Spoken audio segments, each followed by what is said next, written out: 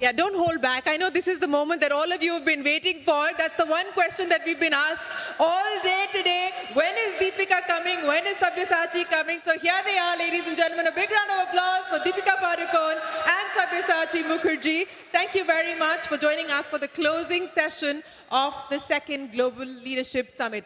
Without further ado, I don't know how many of the people in this room know, she's been your muse in many ways, Sabya, and I know we spoke about that previously as well. When we last spoke, you said that there's only one person from the world of Bollywood that's ever graced your runway, and that was Deepika Padukone. What is it about Deepika that's so magical? Well, I think Deepika truly is India's biggest cultural mascot. Everybody from all over the world know who she is. She's bringing the world to India. And if you look like that, it really helps too, because, Deepika started with fashion. And I've always said that, if I wanted to put somebody on the runway, it has to be somebody who has a fashion background as well. But more than that, I think there is no stronger cultural ambassador of the country like Deepika, and it was an honor to have her walk the show. Thank you, Deepika. Well, from one ambassador of Indian art and culture to another, Deepika, do you remember the first time that you met Sabya? Yes, I remember the first time I walked for Sabya, and this was one of the many fashion weeks that were happening. I think it was in Delhi. At that time, we didn't have so many, then there was one in Bombay, one in Delhi, whatever. Anyway, this was in Delhi, and this was a very different Sabyasachi, and How different? Evolved. He's evolved today, right? He's evolved now, He's evolved now, and he's evolved. I wouldn't say he's different. Even today, if I think back on that work and that show, I still see Sabyasachi in it. But I'll never forget, it was basically this slick, pulled back, like choti, like a bun, like a braid going at the back. And all of us models had to take a black sketch pen or like a marker and draw a mark in our teeth to make it look like we were buck teeth. And big, like reading glasses. If you Google it, you'll find it. Yeah. That was the very first time I walked for him. And even back then, I just remember that this designer was very, very special. So yeah, that was my first interaction. I then bought a sari from that collection, which I still own, by the way. You did? Yes. I think that tells us things about both of you. And Sabya, I'll start with you. This idea of wanting to stand out and not fit in, this idea of wanting to disrupt. And I think that's something that the two of you have in common as well. Both of you like to challenge the status quo. And Sabya, I want to start by talking to you about that. I mean, who would have thought that a designer would actually get models to ink their teeth with a sketch pen before they go out there? I mean, what were you thinking? Do you remember that? I do. It was called the Nair Sisters. And, when I was growing up, I was an awkward child. And, when you're awkward and when you're unseen and you're unheard, there's a majority of us who feel like that. And I always think that beautiful things and most important things in the world are built with relatability. And I think the underdog is always relatable. And that's not something that's ever glorified in fashion, because it was my life, my story, and I wanted to bring that out. And like I said, that I think you build beautiful things by including people and not excluding them. I know I have many conversations on that when people say I can't afford your clothes, but I've always built the brand on public ethos. So that was probably the beginning.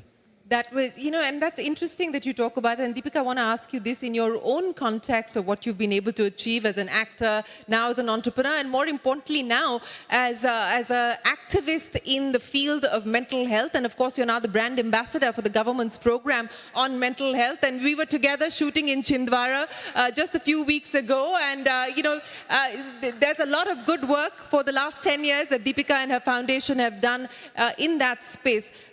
This idea of inclusion, this idea of relatability, I mean, those are not ideas that one associates necessarily with the world of celebrity, with the world of Bollywood, where everything is larger than life.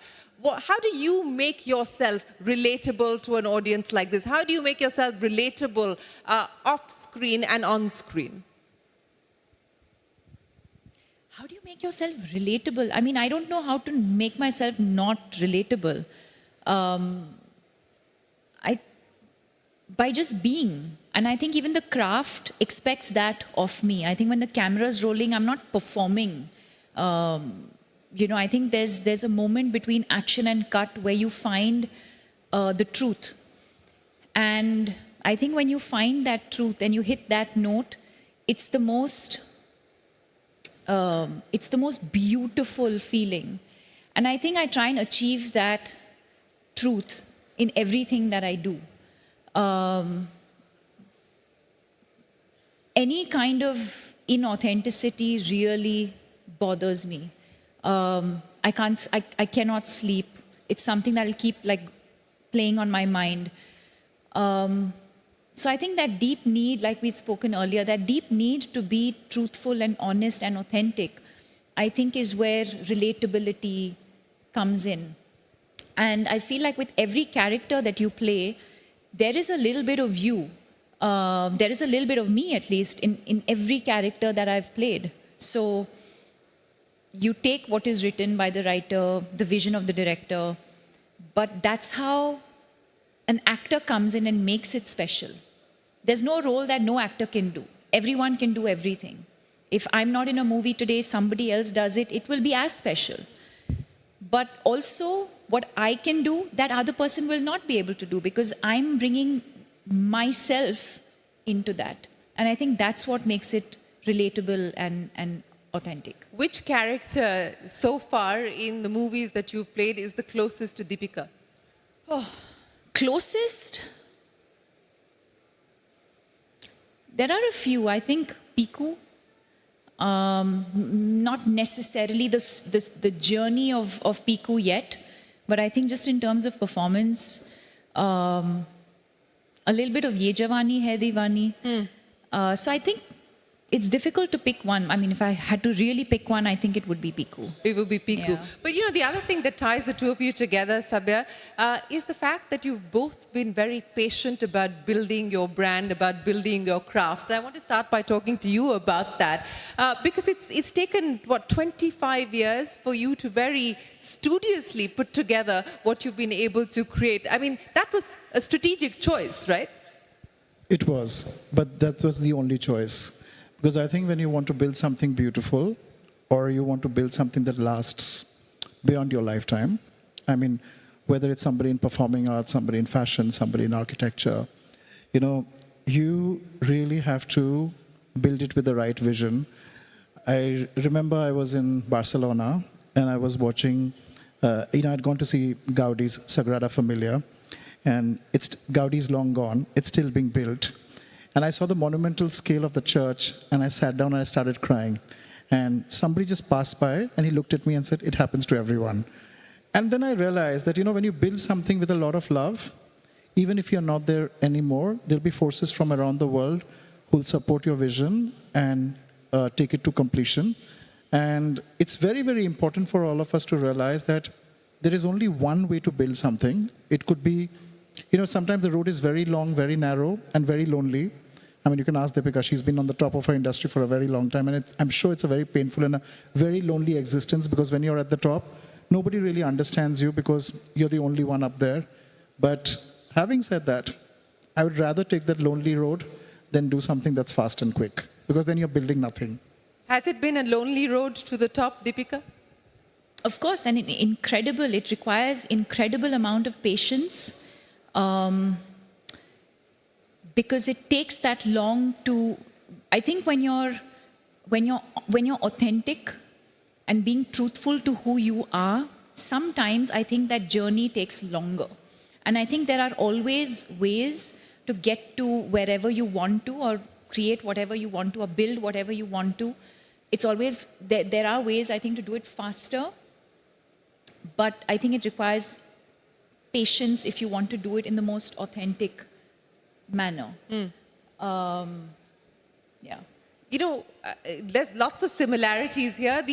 Both of you believe very strongly and very firmly in bringing the world to India and taking India to the world. I mean, you're the brand ambassador for a whole host of global brands. You're now the voice of Meta AI, and we'll talk about AI in just a second.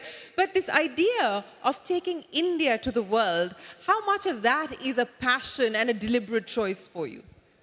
It's very, very, I mean, I would say it's very deliberate in the sense that, and I think that's again where patience comes in, because I think I was very clear about taking India to the world, but the India that I know.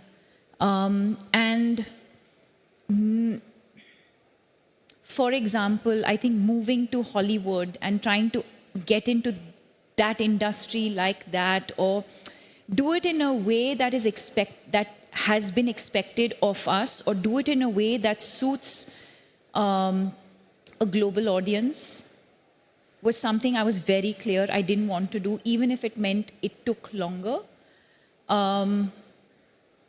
Sorry, the question was? Yeah, so, this idea of taking India to the world and bringing the world to India through your craft. Yeah, so I think what bothered me was every time I went to the West, this sort of idea of India that is,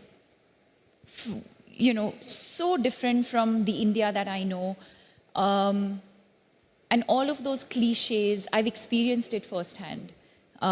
Whether it's when it comes to casting, whether it's our accent, whether it's the color of my skin, I've experienced all of it firsthand. And I was very, very clear that I wanted to do it my way and on my terms. And so did it take longer? Yes, it did. So, I was doing an interview recently where they brought up the Louis Vuitton campaign that I did, and those hoardings were all across Sunset Boulevard, I remember. And I happened to be in LA at that time. And it felt weird, but I felt incredibly proud at the same time to see a brown face on a hoarding for a global luxury brand, because I had never seen that before. And that moment for me didn't feel like a personal victory. It felt like a victory for every Indian woman that needs to be seen in the way that she should be seen. So, yes, has that journey taken longer? Yes, it has. Sabya? We were ruled so many times. People from the West came and took everything away from us. But the thing that they actually took and they created this damage was our confidence and our pride in who we were. And then when you step back for a second and you start thinking about yourself as an Indian, it does fill you with a sense of arrogance. I go all over the world. In every global summit that I go, I tell only one thing. I said, India is not a third world country. India is a first world civilization. Our civilization is older than many of yours. You've taken things away from us. You've called them yours. You've appropriated it. But I always think that, like history repeats itself, time will always bring glory back and take you back home. And I think that's happening. The power of resilience and the power of confidence shakes the most powerful people and the most powerful economies and the most powerful of politics all over the world. And when you learn to stand your ground and when you learn to speak with assertion, the way the world looks at you changes. And that's probably what's happened to Deepika as well, because, she stood in India, she became very, very powerful in this country. And like I said, that, I tell everybody, nobody puts India in a corner anymore, because we are one of the most powerful nations in the world. And the world will take notice of you at your own terms. Well, yes, no, we're certainly not in a corner. We are clearly the bright spot at this point in time in a world which is mired with uncertainty and volatility. But AI and the voice of Meta AI, how did that happen, Deepika? And what's that been like for you? How did that happen? I mean, it happened, but interesting also, no, that I'm someone whose voice was like sort of mocked when I came into the industry, and now suddenly I'm the voice of Meta AI. Strange. Well done. But and my accent, but I continue to own it, and I think that's probably how and why it happened. But I mean, what do I think about it? Yeah. AI or how? do AI, I mean, you know, there's all kinds of disruptions on account of it, including what is likely to happen to the film and entertainment world. People are now talking about dishing out AI movies in a matter of days, forget weeks or months. You know, so as somebody from the industry, do you see that as an exciting opportunity? Do you see that as a threat? No, I'm so excited about the possibilities. The only thing I'm not sure about, I'm not saying, actually, I'm going to say that with a lot of confidence because I truly believe it. The only thing I believe it cannot replace is human emotion. I think that's the only place AI will not be allowed or will not be able to match up. Can it do a similar job? Yes, maybe. Maybe it's not there yet. I don't know. So barring human emotion and how an actor would emote, because you can't infuse soul into AI.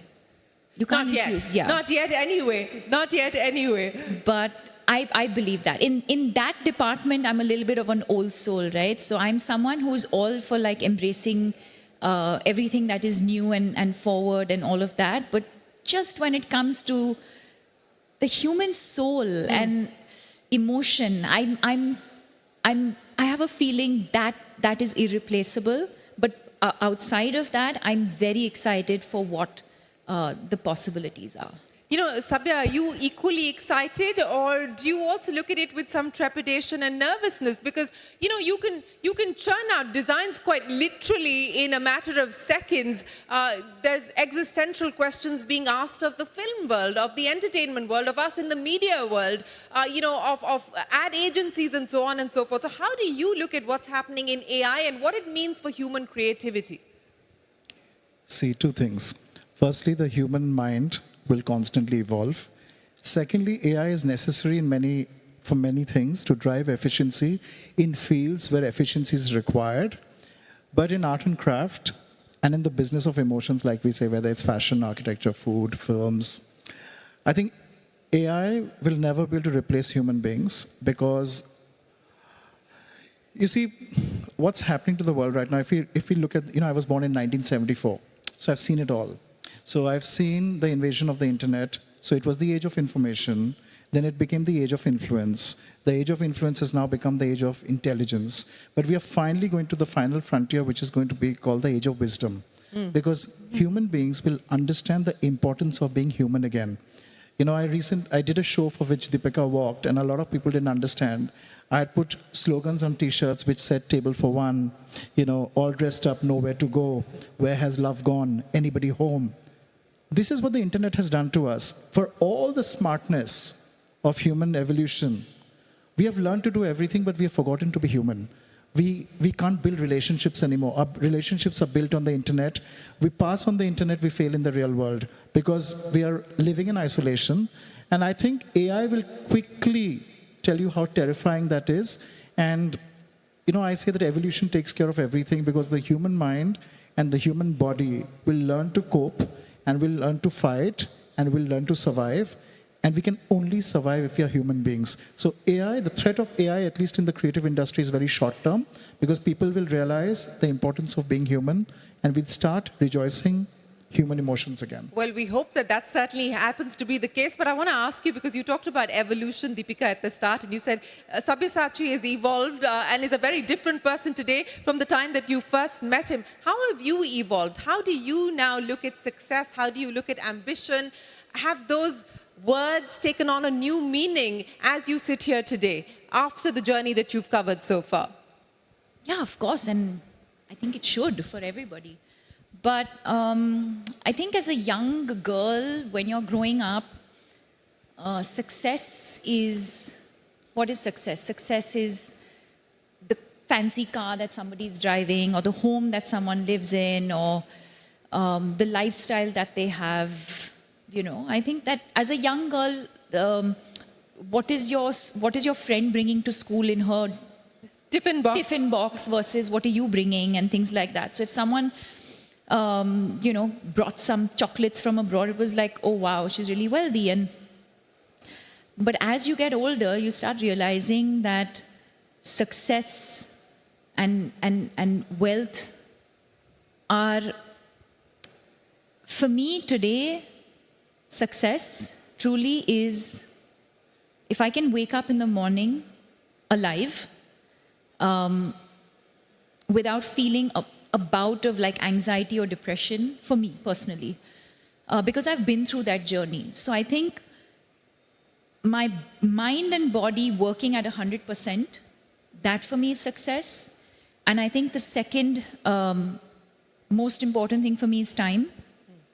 I think it's our most valuable resource, but also scarce in that sense, limited. So today for me, success is how do I manage my time? How do I spend my time? And who I spend my time with. Today for me, that is success. You know, you talked about just wanting to wake up, knowing that you can operate at 100%. And I know it hasn't been easy for you to come out there publicly to talk about what you've had to go through as far as dealing with anxiety and depression is concerned. But today, as you become the brand ambassador for a government program, it validates the effort that you've put in over the last 10 years, does it not, Deepika? I mean, how do you feel at the end of this?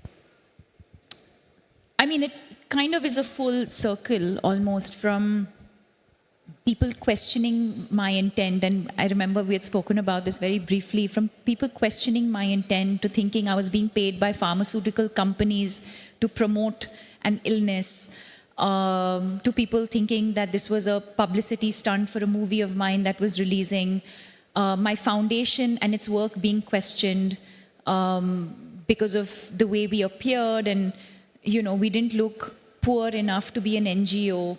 So we've been through all of that. And I remember thinking to myself and saying to the team, all we have to do is, we know we're honest in what we're doing. All we have to do is put our head down and continue to do the work. And I think that's what we've done over the last decade. And that's why we were here. That's why we were there in Chhindwara. You were there to see it firsthand. And I think that our commitment and honesty and consistency is what has led today the government to recognize that as well. And I'm happy that I have the ability today to spread even more awareness and help the government's cause, you know.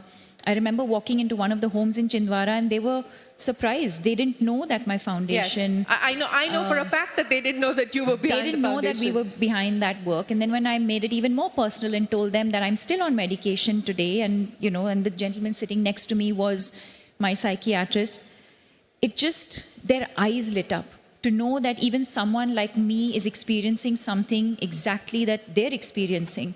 So I think with the government's help, I think to be able to go into every home is obviously going to amplify my purpose, if I may say.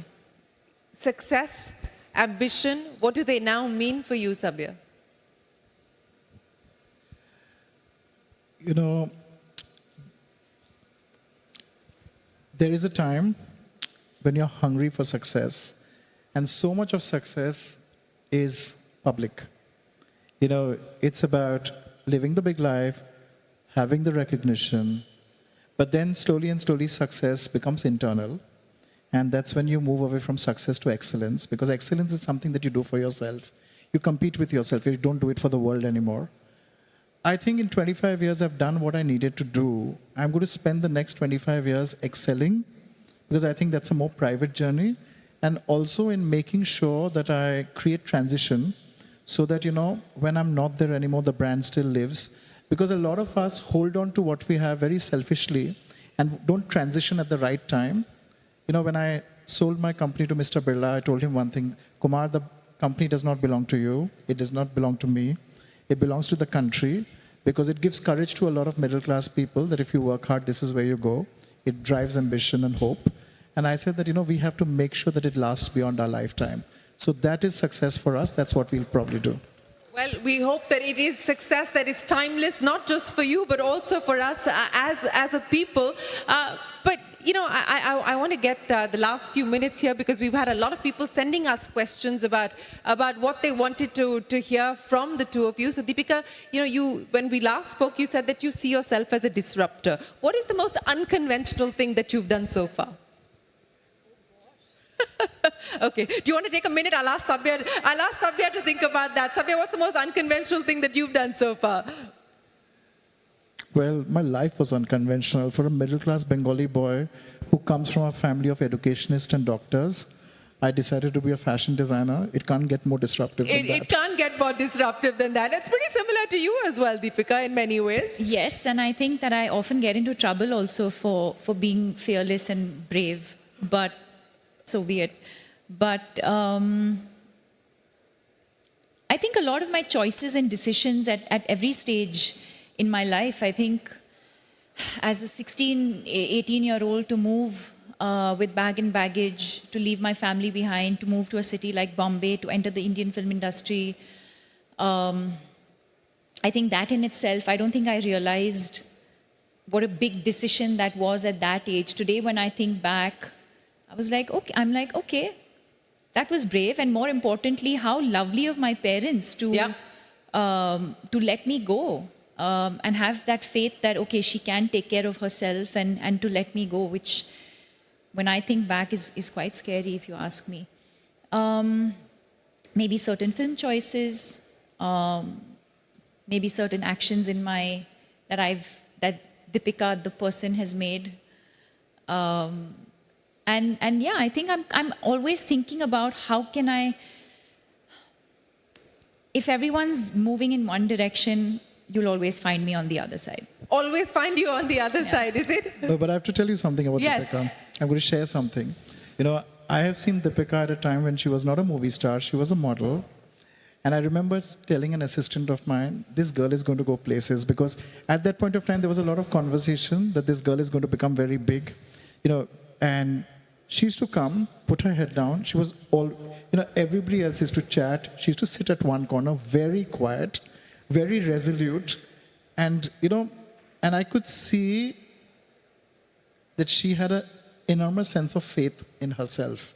And, it's as outsiders, when you see somebody who's going to break into stardom, and you see that, and there's that special sense of serenity in those people, that they know where they're destined to go, and they're waiting for their time very patiently. And I saw that in Deepika, and look at where she is today. Yeah, absolutely. Look at where she is today, at the top of your game, Deepika. So you've been patient.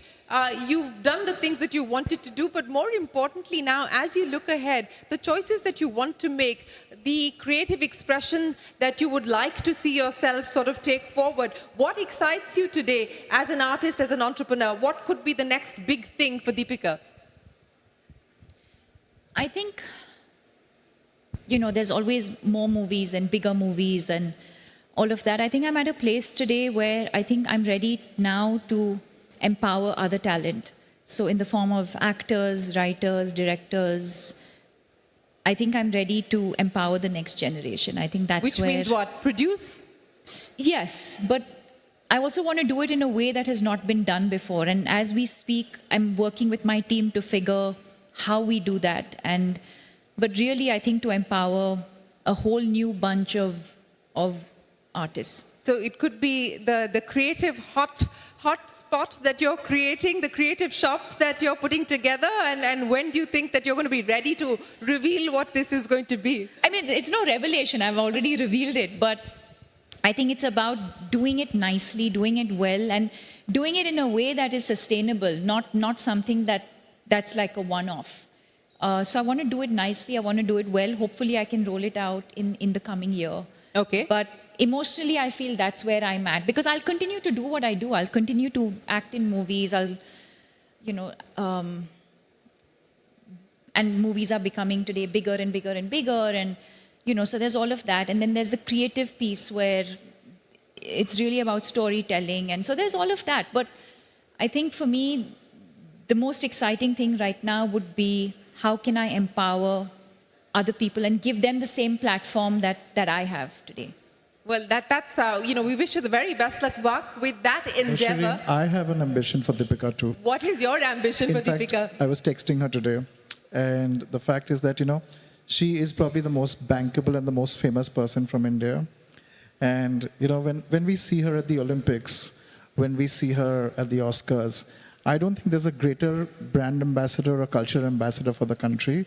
And I think Deepika should officially represent a whole lot of us in some of the biggest stages all over the world, because I think that kind of representation matters, and I hope Deepika will continue to do that more and more and more. Are you ready to take on this job that Sabya has carved out for you? Represent you now. No, don't represent me, represent all of us. Yes, that 100%. And, I thought I was doing that already, but... More. Okay, more. More. He wants you to do more. But Sabya, Yes. what's next for you? Well, I want to see Deepika represent us. That's what I want to see. So that's her job. What about yours? Well, I think in so many ways. The other day I read about an Indian restaurant in America for the first time being regarded as the best restaurant in America. It doesn't happen to Indian restaurants. You look at an Indian actress, going and presenting the inauguration of the World Cup, going on stage in Hollywood with the greatest stars. You see movies from here, you see television shows from here winning Emmys, movies winning Oscars. I think when a nation decides to change, there are multiple forces, multiple brand ambassadors. The Indian women's team winning the World Yes. Cup in cricket. Yes. I mean, how cool is that? I think when a nation decides to change, one or two people start, and it's like popcorn bubbling or tea simmering. I think there are many more forces that come out, and collectively, in your own way, you become a force that represents brand India. And I think all of us will continue to do that, because I think the way the world looks at India needs to absolutely firmly change, because we are not a country of cattle and cow and elephants and peacocks. This is a country that has medicine, that has IT, that has airports. This is not a country of fuchsia pink and purple, but this is a country that exists in shades of black, white, and gray. And people need to understand something, that this cannot be a country of your fantasy. This is a country of our reality. This is a country of our reality, and a country with all of its complexities, all of its nuances, Absolutely. all of its colors. Deepika Padukone, Sabyasachi Mukherjee, an absolute pleasure. Thank you very, very much for joining us here. And we hope to see more of you on the global stage, because that's the job that Sabyasachi has put out for you, laid out for you. And Sabya, we hope to see both of you take brand India to the world and bring the world to India as well. Ladies and gentlemen, a big round of applause for you. Deepika Padukone and Sabyasachi Thank you. Mukherjee. Thank you so much.